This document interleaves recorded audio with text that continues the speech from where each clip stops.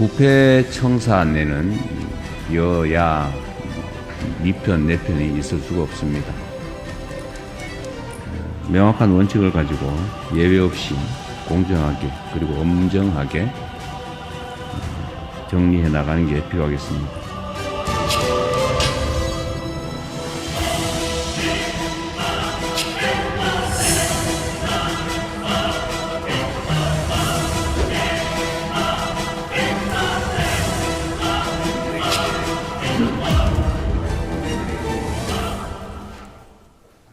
이재명 대통령의 행보부터 주요 정책에 대해서 자세하게 짚어보는 정책 주행보 정주행 시작해 보겠습니다. 박진영 시사평론가, 이혜진 기자 함께하겠습니다. 두 분 안녕하십니까? 안녕하세요. 네, 자, 현 정부 들어서 첫 번째 반부패 정책협의회 지난 21일 열렸습니다. 이혜진 기자, 자, 우선 반부패 정책협의회 이게 뭔지 설명을 좀 해주셔야 될 것 같아요. 네, 한마디로 말씀드리자면 범정부 차원의 반부패 컨트롤 타워라고 보시면 되는데요. 예. 그러니까 반부패 정책을 종합적이고 또 체계적으로 추진하기 위해서 만든 관계기관 장관회의입니다. 네. 그래서 대통령이 주재하고 18개 관계기관장이 참석을 하고요. 원래는 2004년 노무현 정부 때 반부패 관계기관 협의회라는 이름으로 처음 시작이 됐어요. 2004년도에. 그렇죠. 2004년이죠. 예. 그래서 부패 문제를 어느 한 기관만의 문제 또는 업무로 보지 않는 거예요. 그래서 검찰, 경찰, 감사원 등 다양한 기관이 한자리에서 정보를 공유하고 또 정책을 함께 조정할 필요성이 커져서 만들어진 기구다라고 보시면 되겠습니다. 네. 그래서 원래는 이제 이명박 정부 때 폐지가 됐었다가 2017년 문재인 정부 때 부활했고요. 2021년 3월 이후 5년 5개월 만에 다시 열린 거죠. 예. 그래서 국민주권 정부 첫 반부패 정책 협의회가 21일이죠. 지난주 금요일에 열린 거다. 이렇게 보시면 되겠습니다. 네, 자, 앞서 영상에 잠깐 나왔습니다만 이재명 대통령 부패 청산에는 네 편, 내 편 없다 이런 얘기 했습니다. 그리고 특별감찰관 오랫동안 임명 안 했잖아요. 임명 전망도 지금 나오고 있는데요. 네, 현재 이재명 대통령께서 특별감찰관을 임명하겠다고 하셨기 때문에 국회의 추천 절차를 거치게 되면은 네. 대통령이 국회에서 이제 3명을 추천합니다. 그렇죠. 그 중에 1명을 임명을 하면 되고요. 이게 특별감찰관법이라는 법령에 의해서 진행이 되는 건데요. 최근 10년 동안 임명된 적이 없습니다. 야, 그 박근혜 정부 때 임명됐고 그게 마지막이었던 그렇죠. 것 같아요. 네, 임명되고 난 이후에 임명된 적이 없었는데 네. 아마 10년 만에 최초로 임명이 되지 않나 이런 생각이 들고요. 앞서 말씀드린 이 반부패 정책협의회를 연관시켜서 좀 설명을 드리면요. 우리나라의 역사가 2002년도에 부패 방지법이 제정이 됩니다. 그리고 대통령 직속 기관의 행정기구로서 부패방지위원회를 만들게 됩니다. 예. 그러다가 2005년도에 그걸 이제 개념을 확대를 합니다. 반부패에서 청렴으로 해서 국가청렴위원회로 바뀌었다가 2008년도에 지금의 국민권익위원회. 네. 이 국민권익위원회는 부패방지위원회와 국민고충처리위원회 두 가지 기관이 합쳐져 가지고 이 국민권익위원회를 만들었는데요. 최근에 이 행정 전문가들은 여기에서 다시 부패방지위원회를 별개의 기관으로 독립시켜야 된다라는 이야기를 많이 하고 있습니다. 예. 이런 부분들이 이재명 정부가 추진하고 있는 반부패 정책과도 연관성이 있기 때문에 아마 이런 논의들도 지속적으로 일어나지 않을까라고 예측을 해봅니다. 자, 현 정부 들어서 처음 열린 반부패 정책협의회. 이재명 대통령은 부끄러운 일이다 이런 말을 했다고 하는데요. 어떤 내용인지 직접 들어보시겠습니다. 우리 스스로가 충분히 느끼지 못하고 있을 만큼 대한민국의 경제적 위상이 매우 높아지고 있습니다. 그런데 아무리 화려한 경제 지표를 달성하더라도 민생이 어렵고 또 정부와 공직사회가 국민으로부터 신뢰를 확보하지 못하면 이 모든 성과들은 마치 모래 위의 성처럼 쉽게 무너질 수도 있습니다. 2025년 기준으로 182개국 중에서 대한민국의 청렴도가 31위라고 합니다. 다른 건 다 10위권 안에 들어있는데 청렴도만 31위라고 하는 것은 조금은 부끄러운 일입니다. 조금은 부끄럽다. 31위. 이혜진 기자님. 우리나라 위상에 비해서 그 순위가 좀 낮다는 느낌이 드는데 원래 이렇게 낮았습니까?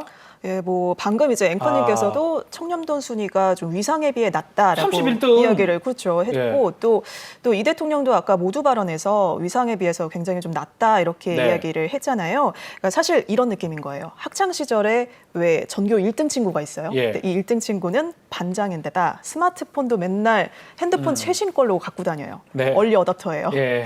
그런데 이 친구가 내신을 봤는데 국영수는 다 1등급인 거예요. 아. 그런데 체육만 4등급인 거예요. 체육이 모자라네요. 네. 운동을 안 하네. 그렇죠. 그래서 예. 사실 얼핏 봤을 때는 체육이 4등급이면 이거 그냥 괜찮네 할 수 있지만 사실 근본적으로 보면 아닌 거죠. 왜냐하면 체력이 다 그렇죠. 기초가 돼야 국어도 잘하고 영어도 잘하고 수학도 할 수 있는 거잖아요. 네. 그래서 이거를 청렴도 순위가 좀 국가 위상에 비해 낮다라는 건 약간 이런 방향으로 좀 해석을 해보면 될 것 같아요. 그렇죠. 그래서 사실 이제 본격적으로 또 국가 청렴도에 대해서 말씀을 드리자면 국제 투명성 기구가 독일 베를린에 본부가 있는데 네. 이 기구에서 해마다 발표하는 그런 지표입니다. 그래서 청렴도를 나타내는 지수가 CPI라고 해서 나오고 부패 있네요. 인식 예. 지수라고 이제 하는데 예. 지수가 높을수록 이제 국가 분석 전문가들이 청렴하다라고 평가를 하는 거예요. 그래서 덴마크가 1위고 세계적으로는 꼴찌가 어딜까요? 북한. 소말리아. 아, 죄송해요. 소말리아, 남수단 이런 나라들입니다. 네, 나라가 정상적으로 네. 작동하지 않기 때문에. 그렇죠. 예. 그래서 이제 한국의 경우에는 원래 2010년대 중반까지 네. 40위, 50위권이었어요. 이제 점수 순위는 비슷하네요. 2020년부터 30등 정도네요. 예, 그렇죠. 예. 그러다가 지금 보시면은 2017년 이후에 매년 이제 좋은 순위를 경신을 했고 네. 계속 최고치를 좀 경신을 했었거든요. 예. 그러다가 이제 그래프에서도 보시듯이 2023년에 처음으로 최고치 경신 행진 멈추고 32위로 떨어집니다. 아. 2024년에 다시 30위로 올라왔다가 이제 계엄 영향이 있잖아요. 네. 그래서 2025년에 다시 31위로 한 단계 내려갔어요. 권익위에서 이거에 대해서 평가를 했는데 계엄으로 인한 정치적, 경제적 불확실성이 좀 민감하게 작용한 거 아니냐 이런 분석을 내놨습니다.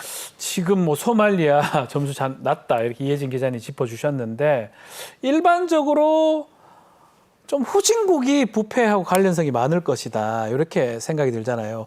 경제하고 부패의 상관관계 박지원 평론가 어떻게 보십니까? 후진국 시절에는 경제가 발전하지 못했죠. 그것의 원인 중에 하나가 이제 부패도 원인이 부패 될 수 때문에 있습니다. 예. 과거에 우리가 이제 지하 경제라는 네. 표현 쓴 적이 있지 맞습니다. 않습니까? 지하 경제라는 게 뭡니까? 양성화되지 못하고 비법률적 상황에서 경제가 돌아간다. 네. 거기에는 당연히 부정부패가 자리 잡을 수밖에 없죠. 당연히 이 부정부패라고 하는 것은 국가의 경제 경쟁력을 떨어뜨립니다. 네. 그리고 한편으로는 국가의 기관 관료 사회의 합리성을 떨어뜨립니다. 그래서 경제적 위기, 정치적 위기를 같이 가지고 오는 그런 상황이다. 이렇게 이해를 하시면 될 것 같고요. 네. 다만 우리 한국의 이 투명성 지수가 31입니다만은 실제로 느끼는 부분은 이보다는 훨씬 청렴한 축에 들 겁니다. 조금 더 높을 것 같아요, 네. 우리가. 예. 근데 우리가 이렇게 느끼는 이유 중에 하나는요. 네. 한국에는 로비스트법이 없기 때문에 이른바 민원이라든가 청탁의 문제가 애매하게 네. 부패의 범주에 들어가는 경우가 많이 있습니다. 그렇겠네요. 그런 측면에서 실제 한국의 청렴도보다는 등수는 좀 더 밀려 있을 가능성은 있다라는 이 말씀은 보태야 될 것 같습니다. 로비스트법 미국에는 있지만 유럽에도 많아요. 그렇지만 우리나라는 없습니다. 내가 다 걸려요. 변호사법 위반도 걸릴 수밖에 없다. 이 말씀 짚어주셨는데 우리 국민들은 우리 사회의 청렴도에 대해서 어떻게 생각하고 있는지 궁금합니다.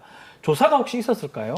예, 이제 살펴보니까요. 예. 이제 올해 초에 발표된 국민권익위원회 여론조사가 있습니다. 그래서 2025년 조사 기준이에요. 네. 그러니까 올해 초 발표가 됐습니다만 이제 조사를 한 건 실제로는 2025년인 거죠.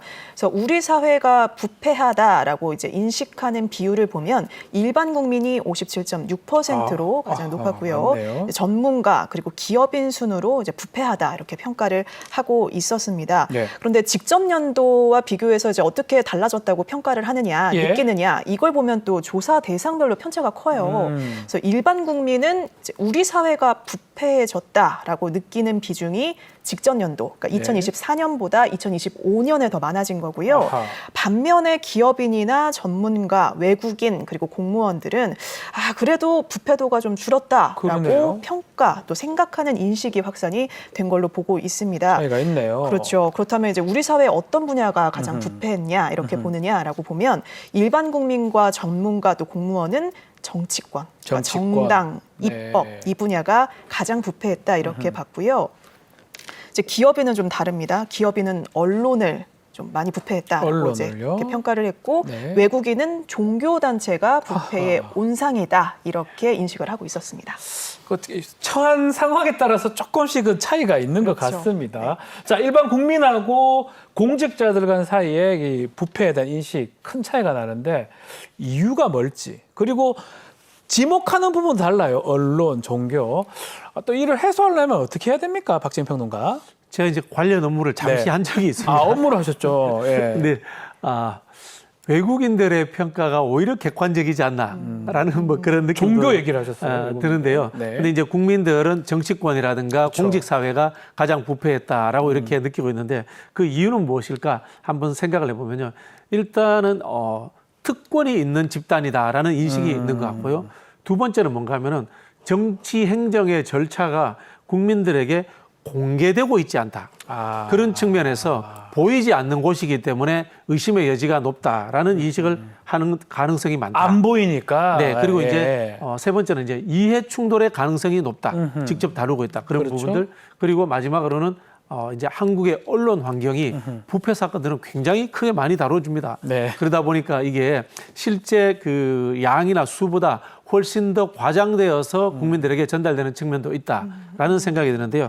여기에서 가장 중요한 것이 저는 투명성 부분이다. 투명성이요? 라고 생각을 합니다. 네. 실제로 이제 그 미국 같은 경우에도 정보공개법이 광범위하게 모든 분야에 적용되어 있습니다. 예. 그러다 보니까 웬만한 일들이 다 공개될 수밖에 없습니다.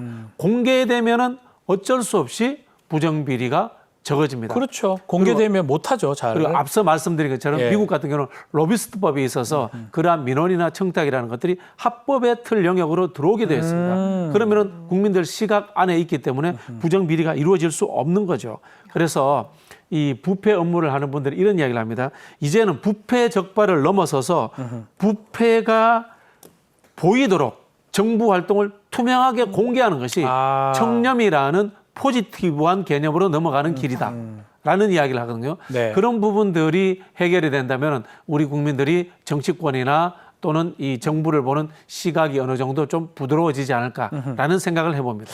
투명하게 공개를 한다면 그만큼 부패 부분이 줄어들 것이다. 이렇게 짚어주셨는데, 자, 이번 반부패 정책 협의회 이런 인식을 바꾸기 위해서 4가지 주요 부패에 대해서 대책을 논의했다고 하는데 일단 어떤 것들이 있어요? 4가지. 네, 그렇습니다. 4가지죠. 예. 토착 비리가 토착 우선이고 비리. 예. 공공계약 비리가 있고요. 그리고 보조금 부정수급 등 국가재정 편취, 그리고 전관유착 근절입니다. 네. 그러니까 회의가 이제 2개 범위로 나뉘어서 논의가 됐어요. 이제 먼저 한 그룹으로 묶은 게 토착 비리 근절, 토착 그리고 비리. 공공계약 비리 근절 주제가 먼저 논의가 됐습니다. 예. 이제 이어서 이제 보조금 부정수급 그리고 전관유착 근절 이렇게 섹터를 나눠서 이야기를 한 거예요.